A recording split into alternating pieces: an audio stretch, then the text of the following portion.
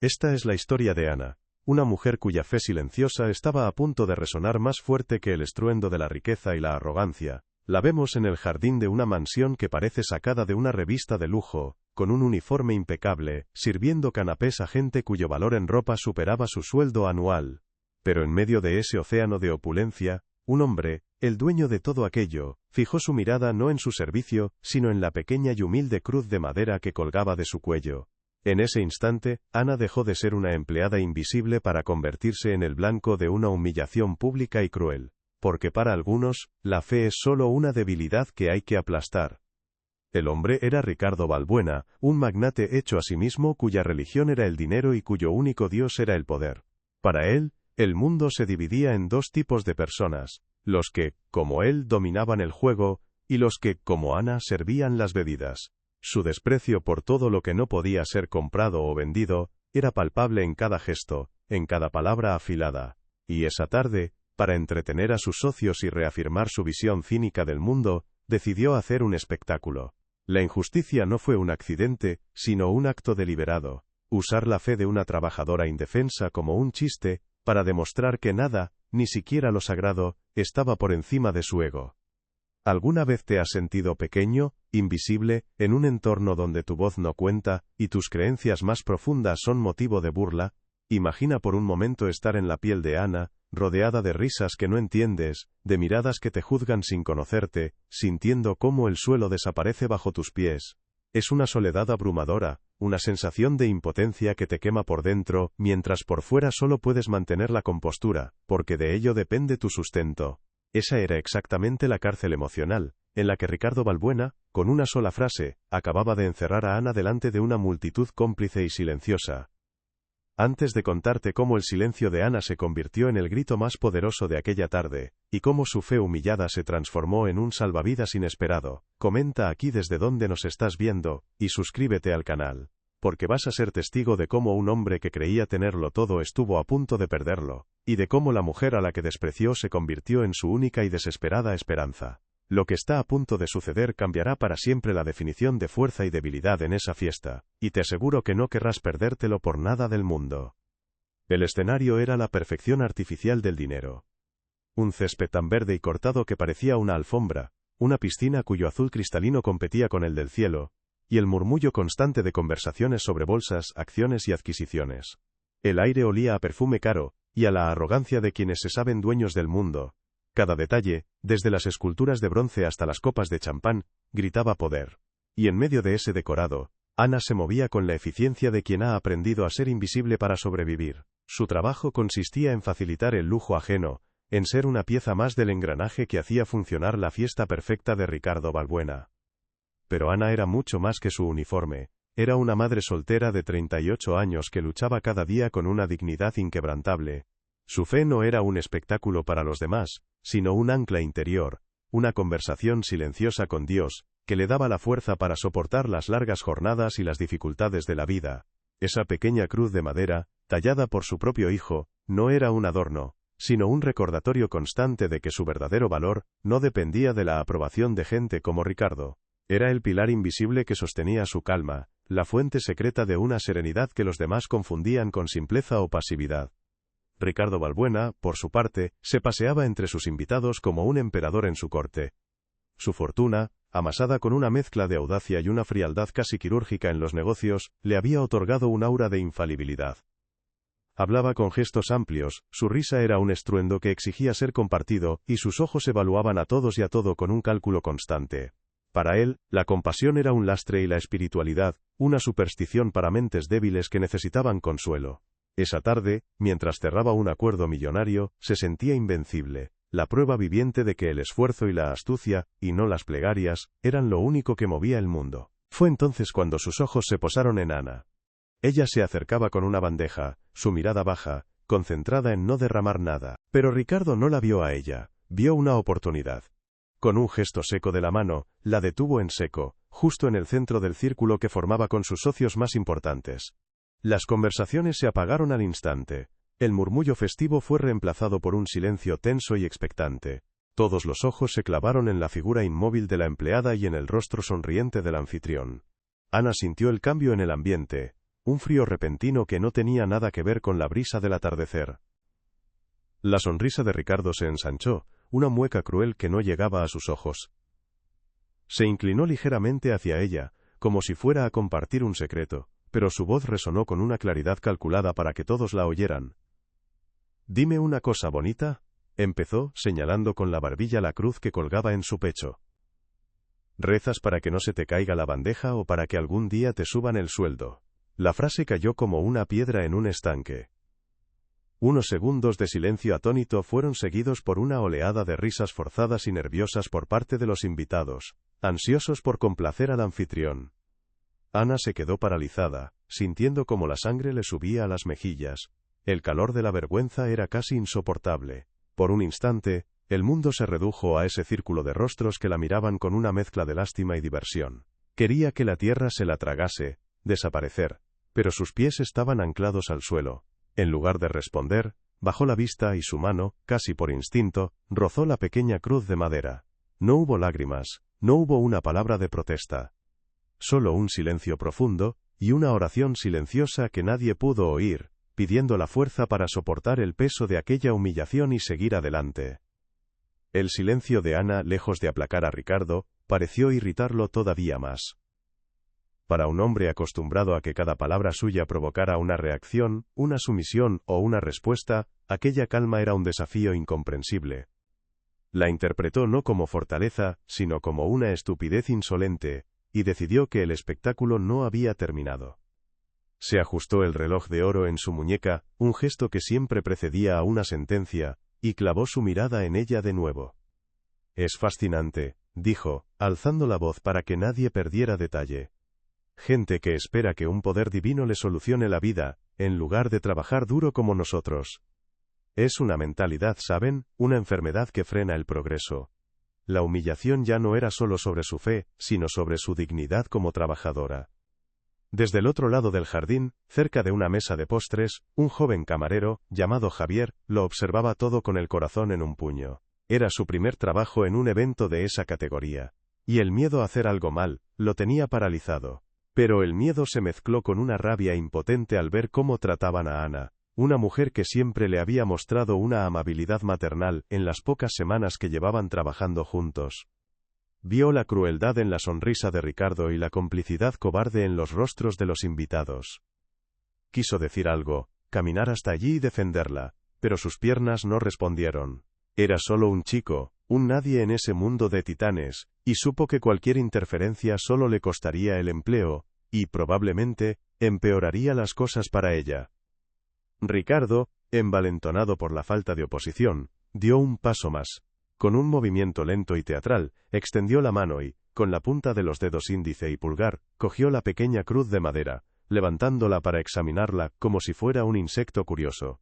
Ana sintió un escalofrío recorrerle la espalda ante aquel contacto frío y profanador. «¿Madera de pino, quizás?», especuló Ricardo con sorna. «Supongo que la fe de los pobres debe ser tan barata como sus amuletos. No tiene el brillo del oro, desde luego». El silencio que siguió fue denso, pesado, cargado de una vergüenza ajena que flotaba en el aire. Los invitados ya no reían, simplemente observaban, atrapados en la incomodidad de un acto que había cruzado la línea de la broma para adentrarse en la pura crueldad. Fue entonces cuando se produjo una pequeña fisura en la unanimidad del público. Un hombre mayor, socio de Ricardo desde hacía décadas y conocido por su discreción, carraspeó audiblemente. «Ricardo, por favor», dijo en voz baja pero firme. «Deja a la mujer que haga su trabajo. Tenemos asuntos más importantes que discutir». No había compasión en su tono, sino más bien el pragmatismo de un hombre de negocios que consideraba aquel circo una pérdida de tiempo y una muestra de mal gusto. Por un instante, pareció que la intervención surtiría efecto.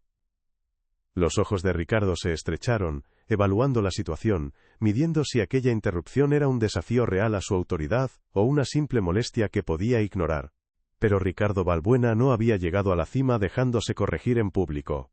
Soltó la cruz de Ana, y estalló en una carcajada sonora, dándole una palmada en la espalda a su socio. «Vamos, Alberto, no te pongas tan solemne. Solo es una pequeña lección de realismo para la nueva generación», exclamó, guiñándole un ojo a Ana como si fueran cómplices de una broma privada. Con esa maniobra, desarmó la tensión y ridiculizó la objeción de su socio, haciéndolo parecer un aguafiestas. Volvió a ser el anfitrión carismático y dominante, el rey de su castillo que simplemente jugaba con sus súbditos para entretener a la corte. La pequeña ventana de esperanza se había cerrado de golpe, dejando a Ana de nuevo sola en el centro de la arena. Para Ana, aquellos minutos se sintieron como una eternidad. El roce de los dedos de Ricardo en su cruz había sido como una quemadura. Luchaba por mantener la compostura, por no dejar que las lágrimas de rabia y humillación que se agolpaban en sus ojos se derramaran. Su mente se aferró a la oración, no una oración pidiendo un castigo divino ni un milagro que la salvara, sino una súplica sencilla y desesperada pidiendo fuerza. Señor, dame paz. Señor, no me dejes caer. Se concentró en el peso de la bandeja en sus manos, en el patrón de las vetas de la madera, en cualquier cosa que la anclara a la realidad y la alejara del abismo de la vergüenza que se abría a sus pies. Finalmente, con un gesto displicente de la mano, Ricardo la despidió. «Ya puedes irte», le dijo, sin siquiera mirarla, «pero ten cuidado, no vayas a tropezar. Dudo que tus rezos puedan evitar que el champán manche esta alfombra persa». El último dardo fue lanzado. Ana no dijo nada. Simplemente se dio la vuelta y emprendió el camino de regreso a la zona de servicio. Cada paso era una tortura. Sentía decenas de miradas clavadas en su espalda, algunas de lástima, otras de indiferencia, otras de puro morbo. El sonido de las conversaciones y las risas que se reanudaban a sus espaldas fue casi tan doloroso como los insultos, una confirmación de que, para ellos, ella ya había dejado de existir. Al entrar en la carpa de la cocina, el contraste fue brutal. El bullicio profesional de sus compañeros se detuvo por un instante. Nadie dijo nada, pero sus miradas lo decían todo. Varios habían presenciado la escena desde lejos, y la noticia se había extendido como la pólvora. Era una mezcla de compasión y, sobre todo, de miedo. Miedo de que algo así pudiera pasarles a ellos. Javier, el joven camarero, se acercó a ella con un vaso de agua. «Ana, ¿estás bien?», le susurró, su voz temblorosa de indignación contenida. Ese simple gesto de humanidad, esa pregunta sincera en medio de tanta crueldad, fue lo único que evitó que Ana se derrumbara por completo. Esa tomó el vaso con manos temblorosas y bebió un sorbo, miró a Javier y logró esbozar una sonrisa cansada pero genuina. «Estoy bien, hijo».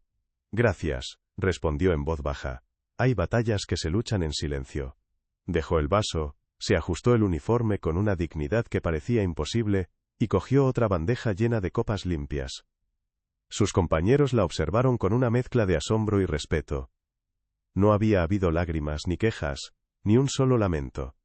Solo una resiliencia tranquila y aterradora.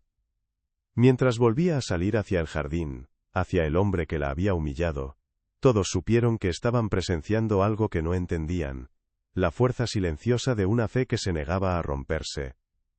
Ana regresó al jardín con la bandeja en alto, moviéndose con una gracia que desmentía la tormenta que se libraba en su interior. La fiesta había reanudado su murmullo superficial, pero algo se había roto en el aire. Las risas sonaban un poco más forzadas, las miradas eran más furtivas. Sentía sobre ella el peso no solo de los ojos curiosos, sino de la conciencia colectiva de una crueldad, que todos habían presenciado y permitido. Para ellos, el episodio había sido un incómodo interludio, para ella, había sido una herida profunda grabada a fuego lento.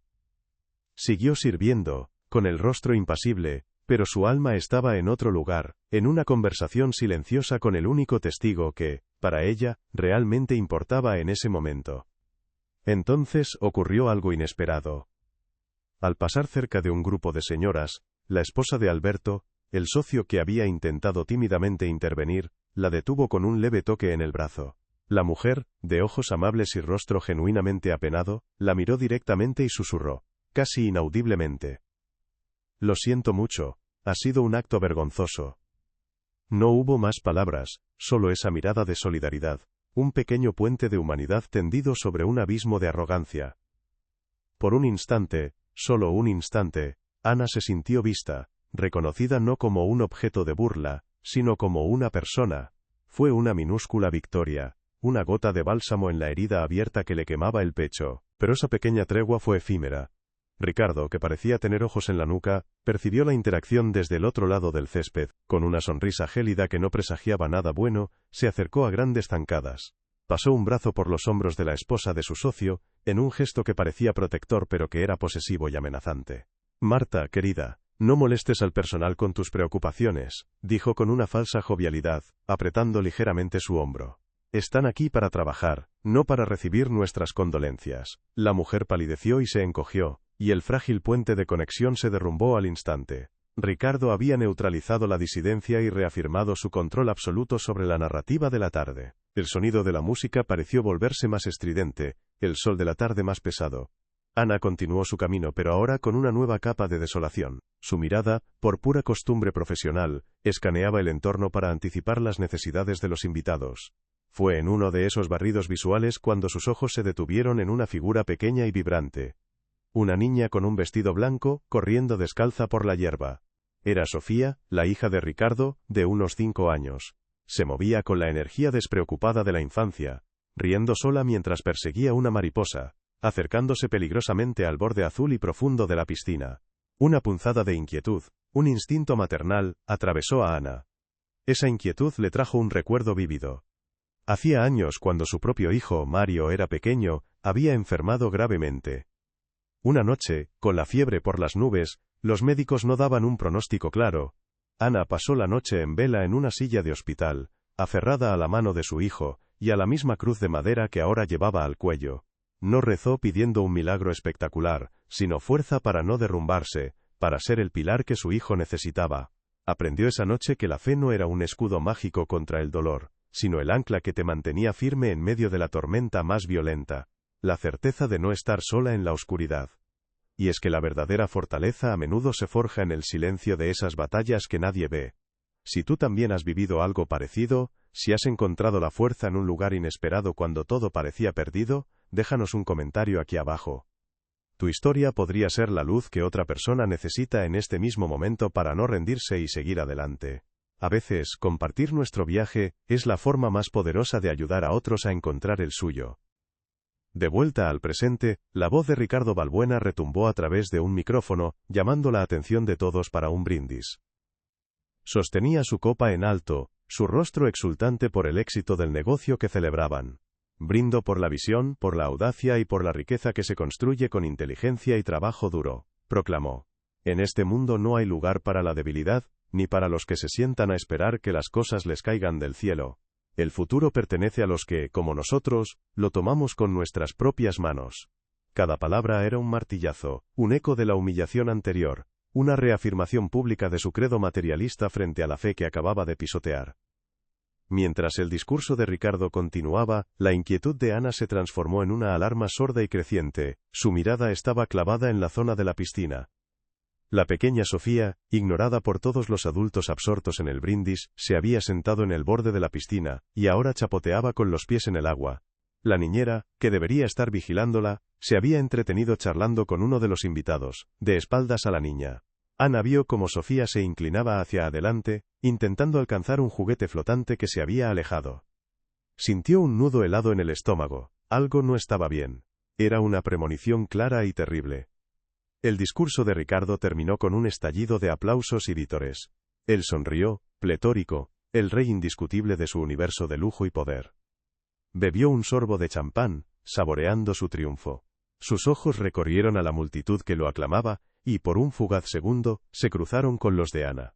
No había ni una pizca de arrepentimiento en su mirada, solo una sonrisa de superioridad, un gesto de desdén final que decía, yo gano, tú pierdes. Fue el último momento de calma, el instante preciso de máxima soberbia, justo antes de que el mundo perfectamente construido de Ricardo Balbuena se hiciera añicos con un grito de pánico que helaría la sangre de todos los presentes. El grito rasgó el aire festivo como un relámpago. No fue un grito de alegría, sino el sonido puro y animal del pánico, proveniente de la niñera que ahora señalaba el agua con el rostro descompuesto. Inmediatamente después, un chapoteo sordo y definitivo silenció la música, las risas y los brindis. Por un instante, el tiempo se congeló. El aplauso que celebraba el discurso de Ricardo se desvaneció en un eco fantasmal, reemplazado por un horror que se extendía por el jardín como una mancha de aceite. El mundo perfecto, construido sobre cimientos de arrogancia y billetes, acababa de mostrar su primera y más terrible grieta, y el silencio que siguió fue más atronador que cualquier palabra. El caos fue instantáneo y torpe. Los invitados, tan elegantes y dueños de sí mismos momentos antes, se convirtieron en una masa desordenada de pánico inútil. Corrieron hacia la piscina, sus voces formando un coro cacofónico de gritos y exclamaciones sin sentido. El rostro de Ricardo Balbuena, que un segundo antes rebosaba de orgullo triunfal, se transformó en una máscara de terror absoluto al comprender. «¡Sofía!», gritó, pero el nombre salió ahogado, sin fuerza. Estaba paralizado, un emperador desnudo frente a una catástrofe que su poder no podía detener. Su hija. Su única hija, estaba en esa piscina, y él, el hombre que lo controlaba todo, no podía mover ni un solo músculo. En medio de ese torbellino de pánico, Ana se convirtió en un punto de calma absoluta. Por una fracción de segundo, sus ojos se cruzaron con los de Ricardo a través del jardín. Ya no vio al tirano que la había humillado, sino un padre roto por el miedo, un miedo que ella conocía demasiado bien. El recuerdo de las noches en vela junto a la cama de su hijo enfermo, rezando no por milagros sino por fuerza, la inundó por completo. La herida de la humillación se cerró, cauterizada por una oleada de compasión, y un propósito tan claro y abrumador, que silenció todo lo demás. No había ofensa, solo una vida inocente en peligro. Antes de que nadie pudiera reaccionar, Ana soltó la bandeja. El sonido de las copas de cristal al estrellarse contra las baldosas, fue un disparo de salida, una ruptura violenta con su rol de sirvienta invisible. Corrió. No era la carrera desesperada del pánico, sino un avance centrado, veloz, casi sobrenatural. Esquivó a los invitados atónitos como si fueran estatuas, su sencillo uniforme negro abriéndose paso entre los trajes de seda y lino. Sus ojos no veían el caos a su alrededor, estaban fijos únicamente en el punto exacto del agua azul y tranquila, donde el pequeño vestido blanco de Sofía había desaparecido bajo la superficie. Ricardo finalmente se liberó de su parálisis y corrió, tropezando hacia el borde de la piscina. Su voz era un lamento desgarrado que rompía el alma. «Sofía, mi niña Sofía». La niñera era un manojo de histeria, incapaz de articular palabra. Otros hombres, socios importantes, hombres de acción, se agolpaban en el borde, gritando, señalando, completamente inútiles. La escena era la representación perfecta de la impotencia. Todo su dinero, toda su influencia, todo su poder terrenal, se disolvía ante la indiferencia silenciosa de aquella masa de agua que se había tragado a la niña. Eran gigantes convertidos en pigmeos por el miedo. Ana llegó al borde de la piscina y sin la más mínima vacilación se lanzó al agua. No pensó en su ropa, en su teléfono en el bolsillo, ni en el impacto del frío. El agua clorada la envolvió, pero su mente estaba lúcida, afilada como un bisturí. Abrió los ojos bajo el agua, y aunque todo era un borrón azul, su instinto maternal y su determinación la guiaron. Vio la pequeña forma inerte de Sofía hundiéndose lentamente. Una imagen trágicamente hermosa y terrible. Con brazadas potentes y eficientes, se impulsó hacia el fondo, cortando el agua para alcanzarla antes de que fuera demasiado tarde. Salió a la superficie con el cuerpo flácido de la niña en sus brazos. Un jadeo colectivo recorrió a la multitud. Nadó hacia el borde con una fuerza que nadie sospechaba que poseía, y, con la ayuda de Javier, el joven camarero, que por fin reaccionó, depositó a la niña sobre la hierba. Ricardo se desplomó de rodillas junto a ellas, transformado en un hombre pequeño y suplicante. «Por favor, haz algo por favor», sollozó, agarrando el brazo de Ana, su toque no ya de desprecio, sino de una dependencia absoluta y desesperada. El hombre que se había burlado de sus rezos, ahora le imploraba a ella como si fuera una diosa. En ese instante, la dinámica del universo de Ricardo Balbuena se invirtió para siempre. Ana se zafó de su mano con suavidad, pero con una firmeza que no admitía réplica. «¡Atrás todos! ¡Denme espacio!», ordenó. Su voz no era la de una empleada, sino la de un general en el campo de batalla. Era clara, potente y cargada de una autoridad inquebrantable. Y todos, incluido el todopoderoso Ricardo, obedecieron al instante. Se apartaron, creando un círculo sagrado alrededor de ella y la niña. Con una delicadeza infinita, Ana colocó a Sofía sobre su espalda, le inclinó la cabeza hacia atrás y comprobó su respiración. Nada. El silencio era absoluto. Entonces comenzó. Sus manos, que habían servido bebidas y soportado humillaciones, se movieron con una precisión asombrosa y experta sobre el pequeño pecho de la niña. Inició las compresiones torácicas, contando en voz baja, un ritmo constante y vital en medio del silencio sepulcral. 1, 2, 3, 4. Su rostro era la imagen misma de la concentración. una serenidad casi divina en medio de la tormenta emocional que la rodeaba. Después de las compresiones, le tapó la nariz, cubrió la pequeña boca con la suya y le insufló aire, tratando de despertar los pulmones dormidos. El único sonido era su voz, el soplo de vida y los sollozos ahogados de un padre destrozado. Los segundos se convirtieron en una eternidad agónica. El sol de la tarde parecía haberse detenido en el cielo, observando la escena. Los invitados, antes cómplices de la crueldad, ahora eran testigos mudos de un acto de pura gracia. La vergüenza era un sabor amargo en sus bocas. Veían a aquella mujer, a la que habían despreciado por su fe y su humildad, luchar con una valentía y una habilidad que ninguno de ellos poseía. Marta, la esposa del socio, lloraba en silencio, con las manos cubriendo su boca. Javier, el camarero, la miraba con una admiración que rayaba en la devoción. Estaban presenciando un milagro, no de magia, sino de amor y preparación. Y entonces el sonido. Un leve gorgoteo. Un espasmo.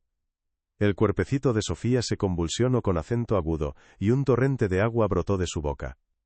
Tosió de nuevo, y un llanto débil, asustado pero inconfundiblemente vivo, llenó el aire. Fue el sonido más hermoso que aquel jardín había escuchado jamás. Ana giró a la niña con cuidado sobre su costado, acariciándole la espalda y susurrándole palabras de consuelo. Ya pasó, mi amor, ya estás bien.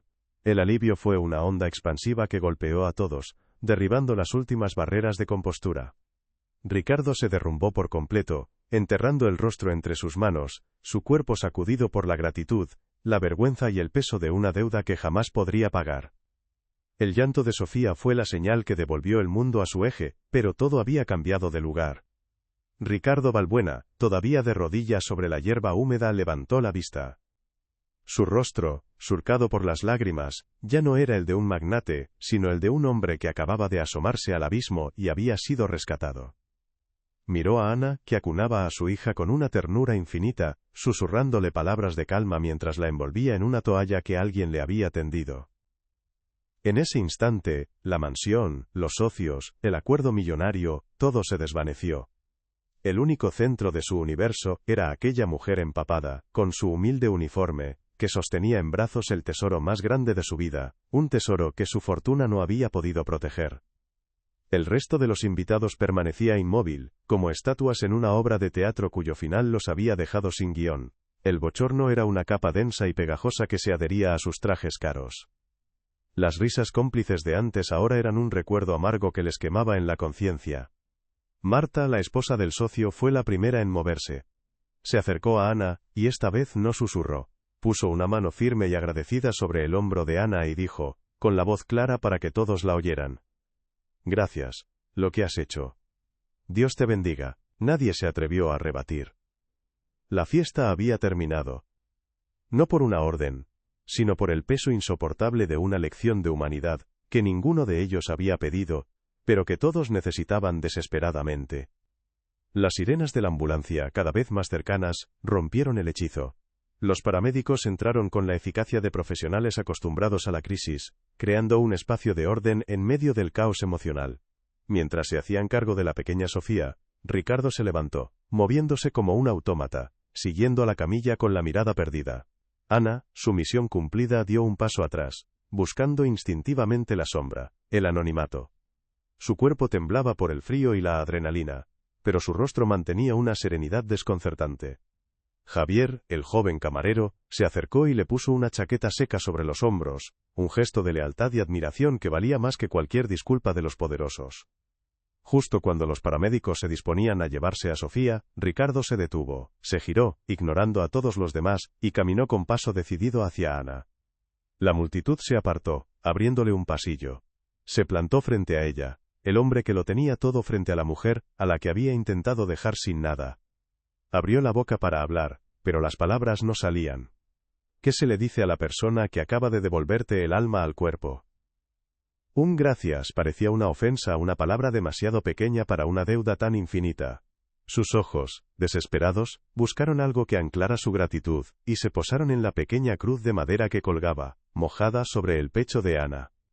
Su mano temblorosa se alzó, no para tocarla, sino como un gesto de rendición. Yo me burlé, balbuceó, la voz rota por la vergüenza. Me reí de esto. Su dedo señaló la cruz. ¿Y ha sido esto lo que No pudo terminar la frase. No hacía falta. Estaba confesando su ceguera, su arrogancia, admitiendo que en su desprecio, había ignorado la única fuerza que realmente importaba en ese momento. Ana lo miró, y en sus ojos no había triunfo ni rencor. Solo una compasión inmensa por aquel hombre tan rico y, a la vez, tan pobre. Ella simplemente asintió, aceptando una disculpa que él nunca sería capaz de formular con palabras. El silencio entre ellos lo dijo todo. Ricardo entendió que el conocimiento de Ana en primeros auxilios, su calma bajo presión, no eran una casualidad. Eran el fruto de una vida guiada por valores que él había considerado una debilidad. El servicio, la empatía, la fe, en algo más grande que uno mismo.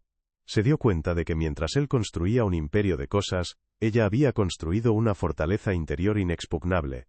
Finalmente, Ana se dio la vuelta y se alejó con la misma humildad con la que había llegado, desapareciendo entre el resto del personal. Ricardo se quedó solo en su jardín perfecto, viendo cómo la ambulancia se llevaba a su hija, y sintiendo el peso de un milagro que no merecía. Aquel día, un millonario aprendió de la forma más brutal, que la verdadera riqueza, no se cuenta en acciones ni en propiedades, sino en los actos de amor desinteresado. Y que la fe, esa que él había ridiculizado como un amuleto para pobres, era en realidad el único salvavidas que su dinero jamás podría comprar. La cruz de madera de Ana, en su memoria, brillaría para siempre con más fuerza que todo el oro de su fortuna. Si esta historia de fe y resiliencia ha tocado tu corazón, si crees que la verdadera fortaleza a menudo reside en los lugares que el mundo desprecia, comparte este vídeo con alguien especial. Y no olvides suscribirte para escuchar más relatos que nos recuerdan que los milagros más grandes a menudo los realizan las personas más humildes.